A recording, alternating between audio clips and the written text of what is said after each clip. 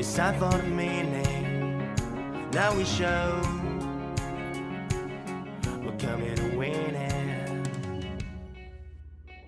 It's me, it's me, it's me, it's real me. Assalamualaikum warahmatullahi wabarakatuh. Terima kasih kawan-kawan sobat otomotif masih tetap berada di channel ini, channel Army dan Kusma. Kita coba berbagi walaupun hanya sedikit, karena yang sedikit akan jadi banyak tentunya, walaupun itu kebaikan itu tetap jadi kebaikan. Nah, kali ini kawan-kawan saya akan melakukan beberapa penjelasan tentang kelistrikan, terutama di klaster electrical body. Nah, di sana ada 4 unit yang ada dalam klaster tersebut. Nah, kali ini sebelum membahas secara keseluruhan, saya akan coba membahas tentang sumber tegangan yang ada di kendaraan. Ya. Sumber tegangan yang di kendaraan yaitu baterai atau aki, terdiri dari 2 jenis ya. Di sini saya bisa perhatikan atau bisa saya sampaikan ada 2 jenis. Yang pertama adalah aki basah. Nah, ini bisa dilihat ya. Bukan karena akinya sering mandi tentunya ya kawan-kawan, tetapi akinya di sini memiliki elektrolit yang sifatnya cairan. Nah, bisa dilihat di sini cairannya itu bergoyang-goyang. Nah, ini disebut dengan aki basah ya. Yang selanjutnya adalah aki kering. Nah, ini atau kita sering dengar juga yang dengan singkatan yaitu MF, aki MF atau aki maintenance free. Sebenarnya apa sih perbedaan dari kedua aki tersebut? Ya. Pada dasarnya kedua aki ini sama-sama aki yang biasa digunakan di kendaraan. Perbedaannya adalah jenis elektrolit yang digunakan. Untuk aki yang sebelah kiri saya ini, yaitu aki basah, masih menggunakan cairan ataupun elektrolit H2SO4 yang berupa cair. Itu sehingga masih memiliki banyak kendala, diantaranya adalah kita harus selalu melakukan pemeriksaan pada jumlah air elektrolit. Ya, di sini ada keterangan upper sama lowernya untuk mengetahui indikator ataupun jumlah dari cairan elektrolitnya. Sedangkan untuk yang aki MF ini, kalau kita perhatikan, aki ini sudah tidak lagi dilakukan pemeliharaan atau pemeriksaan, karena cairan ataupun elektrolit yang ada dalam aki MF ini ataupun aki kering ini sifatnya berupa gel ya, sehingga tidak ada penguapan. Kalau diperhatikan di sini tidak ada tutup ataupun sumbat ventilasi, berbeda dengan yang ada pada aki basah seperti itu. Lalu keunggulan lainnya apa? Keunggulan lainnya untuk aki basah yaitu salah satunya adalah aki ini cenderung lebih awet dibandingkan dengan aki kering jika dengan melakukan pemeliharaan yang rutin, yaitu tadi melakukan pemeriksaan air elektrolit, kemudian menjaga kebersihan terminal, menjaga kebersihan kotak baterai, itu akan tentunya awet, bisa bertahan sampai sekitar 4 tahun jika dilakukan pemeliharaan secara rutin. Nah, sedangkan aki MF atau aki kering kita tidak perlu lakukan pemeriksaan secara rutin. Nah, jadi hanya cukup melakukan pemeriksaan ketika memang terjadi kerusakan gitu. Aki ini bisa bertahan sampai sekitar 3 tahun. Nah, tergantung cara kita membawa kendaraan juga, itu juga berpengaruh karena dalam sistem pengisian. Ya. Jadi kalau kita misalnya lupa mematikan lampu di kendaraan, contohnya misalnya itu, atau lupa menutup pintu kendaraan, cenderung akan membuat kapasitas di aki kering berkurang, sehingga otomatis perawatan pada aki MF memang sangat minim, tetapi tetap tadi kondisi mesin ataupun kondisi sistem pengisian juga harus dalam kondisi yang baik. Nah, kali ini saya akan coba melakukan pemeriksaan pada baterai, terutama baterai basah ataupun baterai yang ada di sebelah kiri saya. Ya.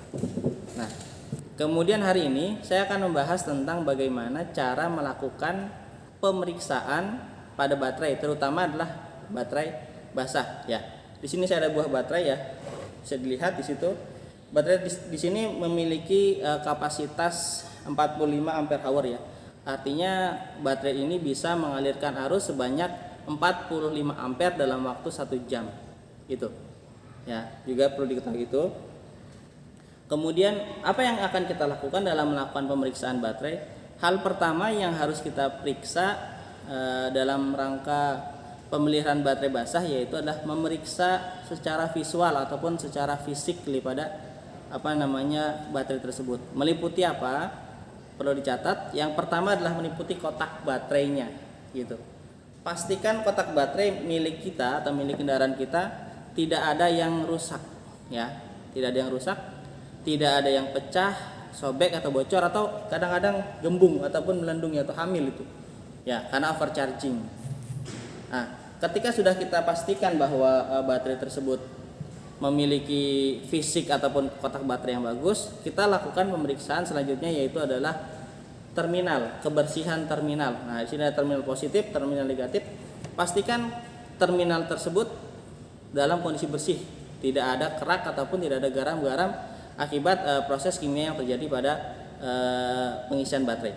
Nah, selanjutnya juga yang harus kita periksa dalam kondisi fisik adalah jumlah elektrolit tadi yang saya sampaikan di sini. Nah, ini ada keterangan lower dan upper. Elektrolit ataupun yang dipakai yaitu H2O tambah H2SO4 harus selalu berada di antara lower dan upper, gitu. Maksimal adalah di upper, tidak boleh melebihi upper. Nah, kenapa? Karena kalau elektrolitnya misalnya lebih dari upper, maka cenderungnya tidak ada ruang lagi ataupun tidak ada udara yang ada di kotak baterai, sehingga proses reaksi kimia juga tidak akan berjalan maksimal dan juga bahkan air aki tersebut akan tumpah ataupun akan keluar melewati kotak baterai ataupun sumbat ventilasi, gitu, sehingga membahayakan kotak baterai tersebut. Maka pastikan maksimal jumlah elektrolit yang ada pada kotak baterai yaitu di upper, itu maksimal, ya. Kemudian setelah itu kita periksa juga kembali. Nah, ini tutup ventilasi ataupun tutup baterai. Perlu diketahui juga tutup baterai ternyata memiliki lubang. Ya, di sini ada lubang. Nah, lubang. Ya. Fungsi lubang ini adalah mengeluarkan gas yang ketika terjadi reaksi kimia pada baterai, gas tersebut akan keluar. Nah, ini fungsinya. Kita periksa kembali apakah tutup baterai itu lubang ventilasinya tertutup atau tidak. Khawatir ada kotoran ataupun garam yang menempel sehingga tidak terjadi yang namanya proses keluarnya gas ataupun reaksi yang terjadi dari baterai. Itu. Nah, jika sudah bagus tadi pertama kotak, kedua terminal, ketiga elektrolit, keempat sumbat ventilasi. Nah, kita juga harus melakukan pemeriksaan baterai melalui yaitu alat ukur. Nah, ini sekali lagi ya, tidak memastikan bahwa kerusakan tersebut terjadi karena ukuran ataupun parameter yang tepat. Ya, tidak hanya prediksi kita semata. Nah, gitu. Alat ukur yang bisa digunakan dalam rangka melakukan pengukuran kapasitas baterai paling tidak ada 3 alat. Yang pertama di sini saya memiliki avometer. Sini saya pakai yang manual, ya, avometer manual. Kita periksa terlebih dahulu adalah tegangan baterainya. Apakah terjadi penurunan tegangan pada baterai ini? Karena sekali lagi yang namanya benda ataupun alat ya, semakin lama otomatis apalagi di baterai mengalami yang namanya penurunan tegangan atau penurunan fungsi. Salah satunya tegangannya berkurang. Kita pastikan juga kondisi avometer yang digunakan, pastikan kondisinya dalam kondisi yang prima, artinya tidak avometer yang rusak, ya. Karena percuma ketika menggunakan alat ukur ternyata alat ukurnya yang rusak, gitu. Ya. Kita putar dulu selektor pada avometer ke 50 volt DC, ya. Kemudian kita hubungkan bisa dilihat di sana. Kita hubungkan probi positif ke terminal positif dan probi negatif ke terminal negatif. Di sana dapat dilihat hasil pengukuran yaitu 9 volt. Nah, 9 volt. Gitu. 9 volt. Berarti kita bisa menarik kesimpulan seharusnya baterai ini memiliki tegangan sebanyak 12 volt. Tetapi hanya 9 volt. Berarti kekurangan tegangan ataupun voltase drop. Nah, ini bisa kita lakukan perbaikan dengan cara yaitu mencharging ulang ataupun mencas baterai tersebut. Tapi sebelum mencas nanti otomatis kita lakukan proses atau prosedur yang lain terlebih dahulu. Itu pertama yang kita lakukan. Yang kedua adalah melakukan pemeriksaan menggunakan alat ukur yang namanya hidrometer. Hidrometer digunakan untuk melihat berat jenis dari elektrolit yang ada, gitu. Ya, seharusnya yang baik berat jenisnya berada pada warna hijau atau di atas nilai 1,275. Ya, sini ada warna hijau, nanti bisa dilihat, atau minimal di warna putih, itu. Ya, kita akan coba perhatikan untuk alat ukurnya. Ini ada hidrometer, kita hanya tekan alat hidrometer, masukkan ke dalam lubang baterai. Kita akan lihat berapa berat jenis dari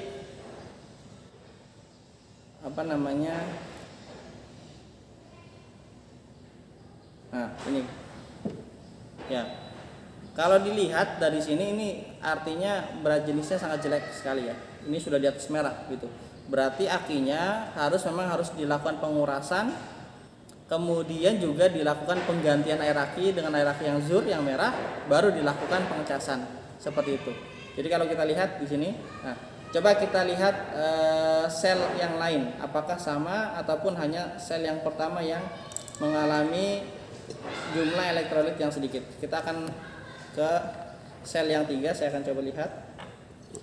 Kita lihat sama caranya. Oh iya, untuk melakukan pengukuran ini jangan sampai diangkat ke atas jauh ya, sehingga khawatir cairan ataupun airnya keluar ataupun berkurang. Nah, kalau di sini sudah agak mending ya, walaupun merah tetapi dia masih ada di batas merah gitu. Nah, ini juga sama. Otomatis dari sini bisa kita simpulkan bahwa memang si aki ini harus dikuras ulang, kemudian dilakukan penambahan pada aki sur, dan juga baru dilakukan pengecasan.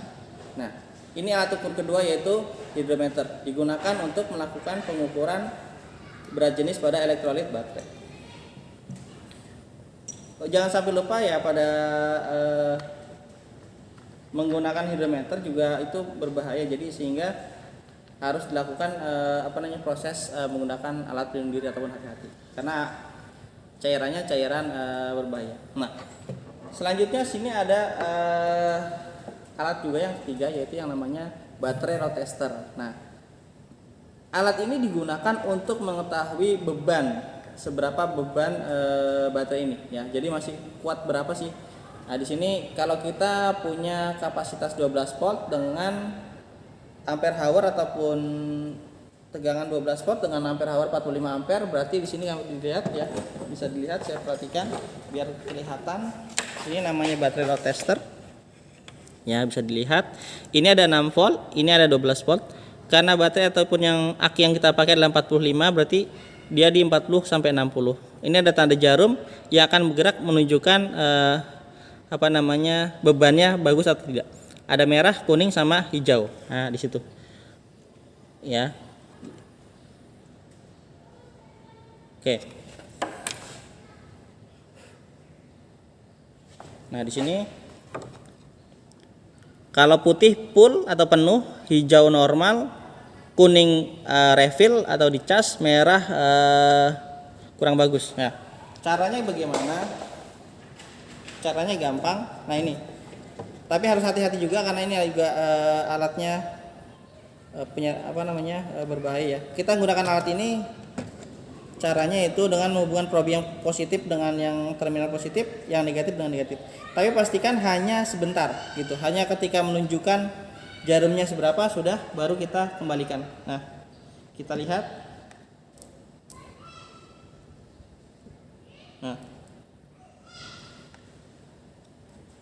Nah, bisa dilihat sini. Kita lihat jarumnya.